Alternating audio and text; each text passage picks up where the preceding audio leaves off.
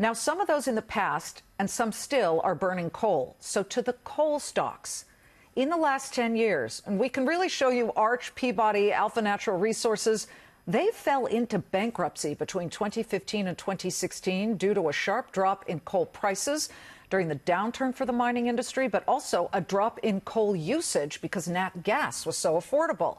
Just today, you can see that 3 of them are up, Alpha Natural down, Consol Energy is lower. But will today's news that just came out from the administration keep coal stocks warm for longer?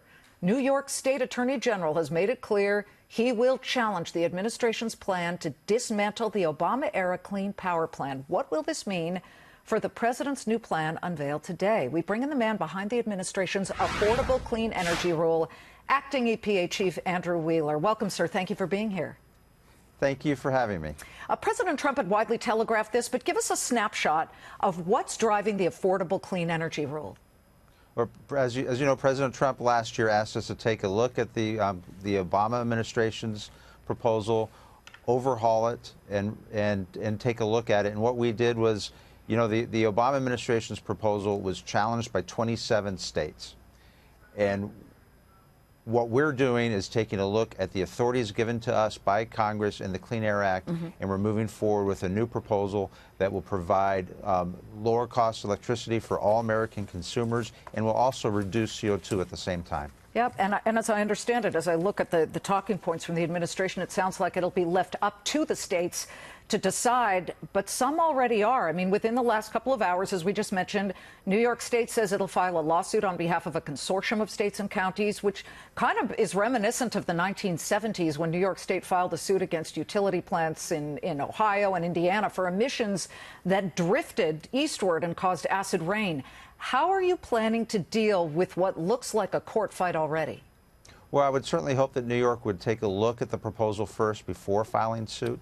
But, you know, 27 states challenged the Obama proposal, and it was stayed by the Supreme Court. So the Obama proposal actually never even took effect.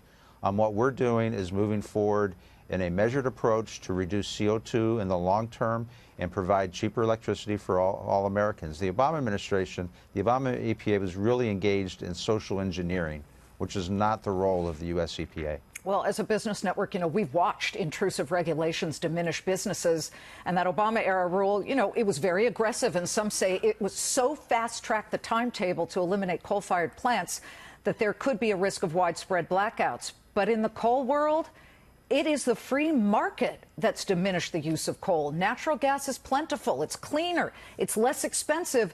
And that is simply a fact. I mean, why go backwards here?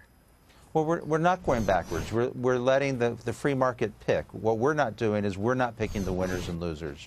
The Obama EPA picked winners and losers among the different energy sources. They were projected to have 30% of the coal plants close under their proposal. What we're doing is leaving it to the states and working more cooperatively with the states. They know what the energy mix is that each of them need. You know, New York should not dictate what Ohio or Pennsylvania or West Virginia need for their energy production, and certainly the U.S. EPA should not dictate to the states what they need for their energy production. We need to work more cooperatively with the states, which is what President Trump's proposal does today. Well, that's the economic part, because, as I say, natural gas, what, $2.97 per million British thermal units, but coal is $40 per ton. You know, to the environmental part of it, the talking points we got from the White House this morning said that the ACE rule, and this is a quote, the ACE rule will ensure the U.S. remains the world's gold standard for energy production and environmental protection. But also within this, the administration's own proposal included analysis that might be worrisome to, I don't know, anybody who breathes. 48,000 new cases of exacerbated asthma. We can put this up on the screen.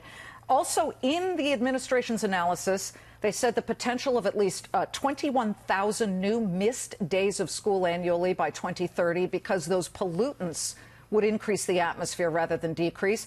Also, this was unbelievable. Between 470 and 1,400 premature deaths annually by 2030 because of increased rates of microscopic airborne particulates. Mr. Wheeler, some are asking, where's the protection part of the Environmental Protection Agency here? Sure. First of all, this regulation and the Obama regulations were just designed to address CO2. we already have on the books a number of different regulations to address particulate matter, NOx, SO2.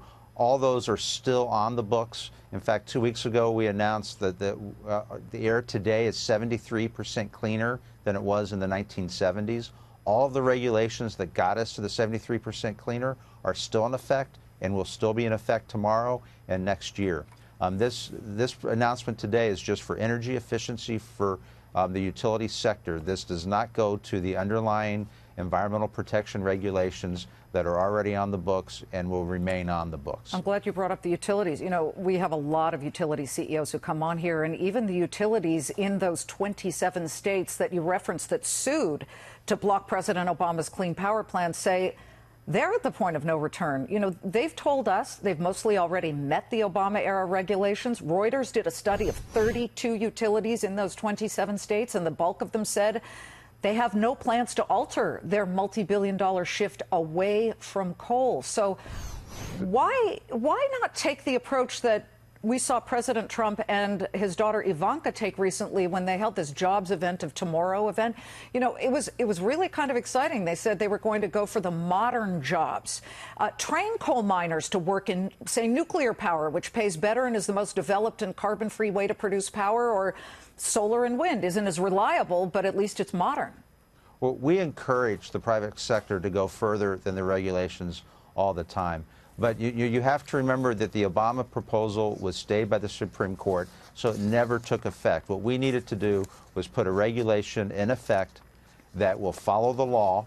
EPA doesn't get to write the laws. Our Congress writes the laws. We're following the Clean Air Act. We're following the four corners of the Clean Air Act to put forward a legal proposal that will withstand court challenges and that will provide certainty for all the states and certainty for all the consumers across the country. But you understand, I don't know about you, I've got two kids. I watched California institute very tough regulations, and I used to grow up looking at smog and couldn't see the Santa Monica mountains. Now I see all the mountains.